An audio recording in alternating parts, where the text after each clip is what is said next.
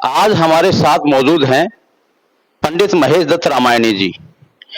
विद्वजन है, रामचरितमानस पर विशेष पकड़ है, शास्त्रों पर विशेष पकड़ है।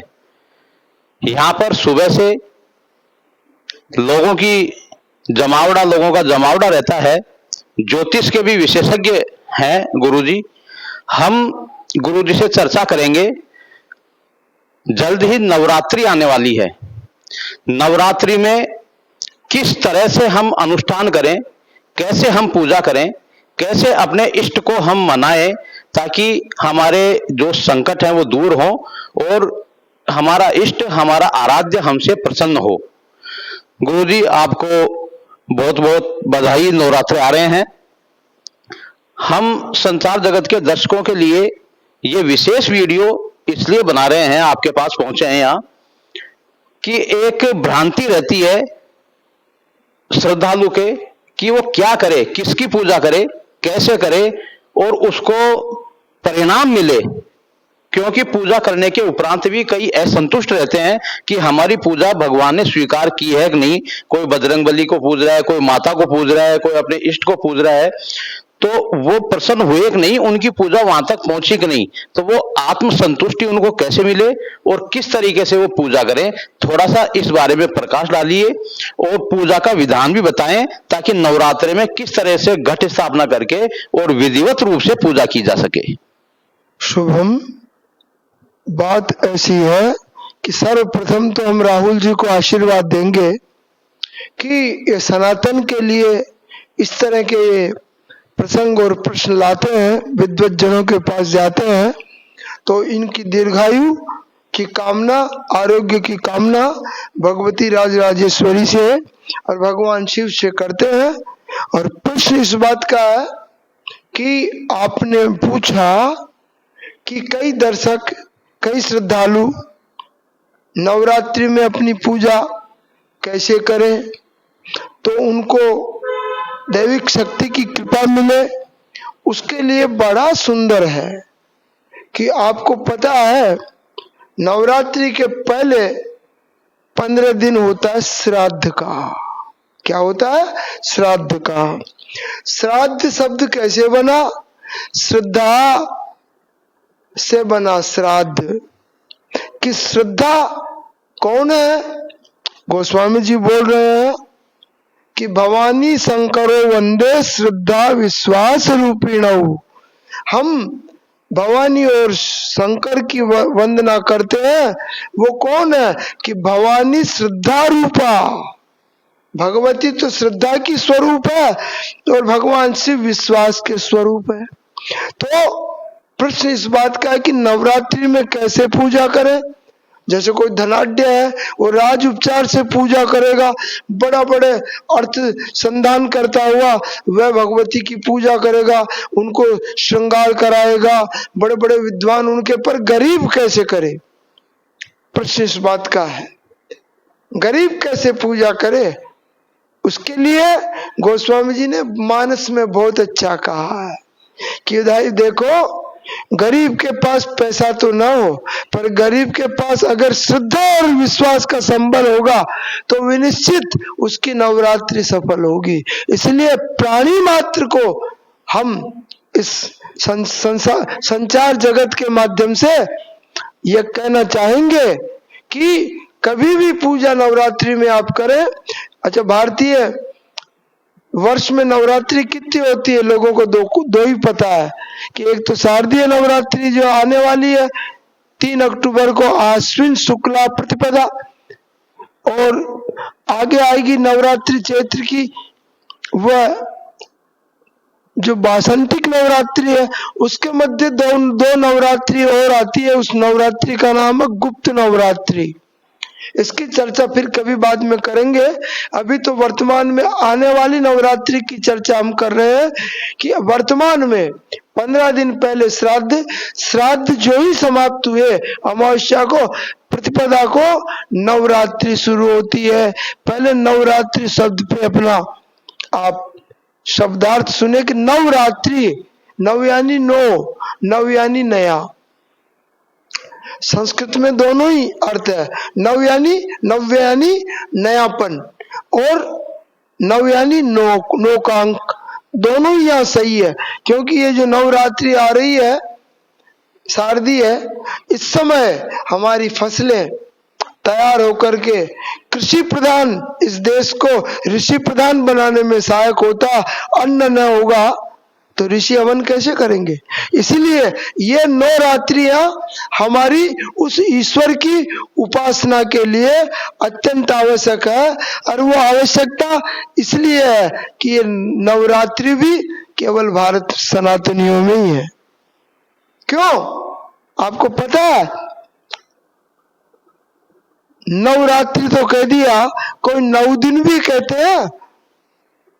9 दिन कहीं है ही नहीं, रात्रियों का ही क्यों प्रभाव है? इसलिए कि रात्रि में ही शक्ति का संचय, आध्यात्मिक शक्ति का संचय, योगिक क्रियाओं का संचय रात्रि में होता है। और रात्रि कौन है?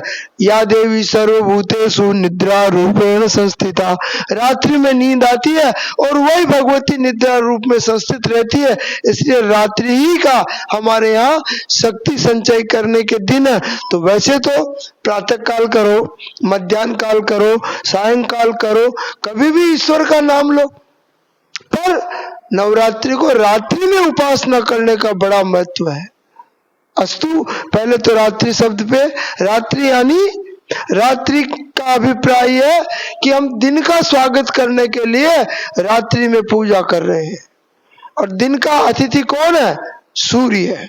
इसलिए नवरात्रि में प्रातः काल उठते ही पहले सूर्य को प्रणाम करो, फिर स्नानादिक करो, करने के बाद फिर अपना अपना इष्ट, किसको हनुमान जी अच्छे लगते हैं, किसको दुर्गा अच्छी लगती है, किसको राम अच्छे लगते हैं, किसी को लोग देवता अच्छे लगते हैं।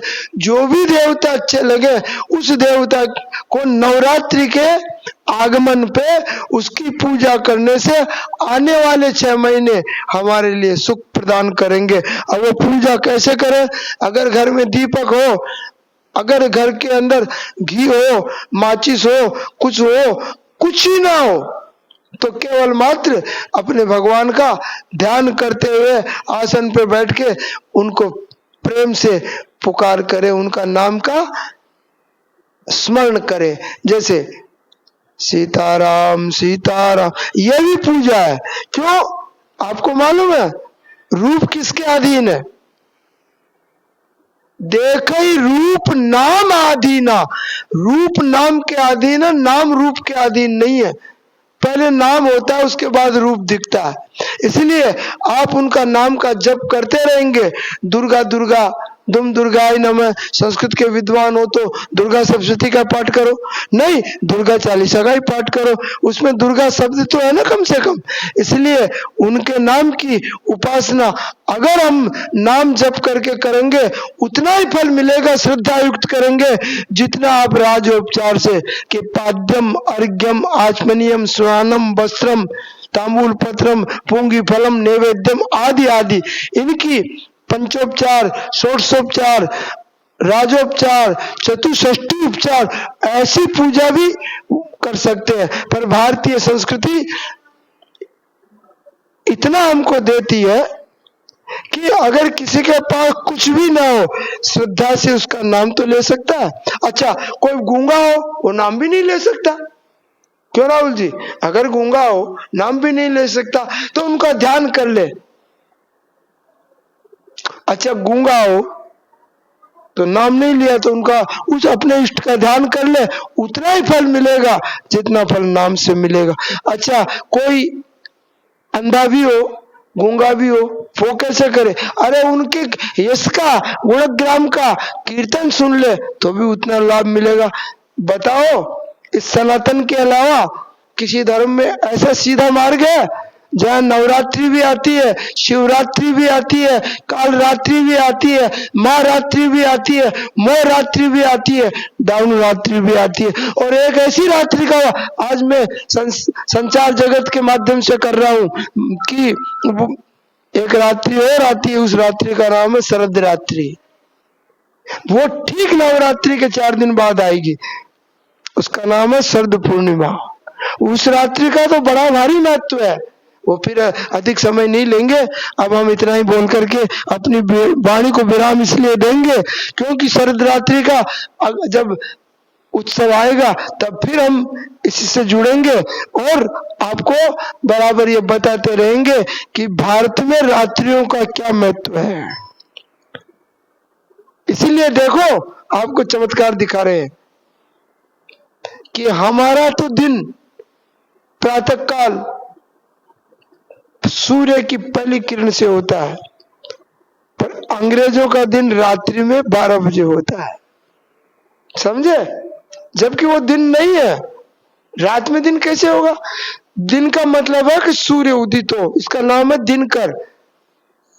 दिन नहीं या होना चाहिए रात्रि का चंद्र, क्योंकि चंद्रमा रात्रि लाता है, सूर्य दिन लाता है। पर चमत्कार अंग्रेजों ने देखा कि यार यहाँ रात्रि का महत्व है, तो अपन तो दिन को ही रात्रि मान लो, रात्रि को ही दिन मान लो। अस्तु भारत में या देवी सर्वभूतेषु निशा रूपेण संस्थिता नमस्तस्यै नमस्तस्यै नमस्तस्यै नमो नमः। नमस्तस्यै, नवरात्रि में तस्यै शब्द है, नवरात्रि में तस्यै शब्द का प्रयोग होता है, और श्राद्ध में तस्मै, तस्मै यानी खीर,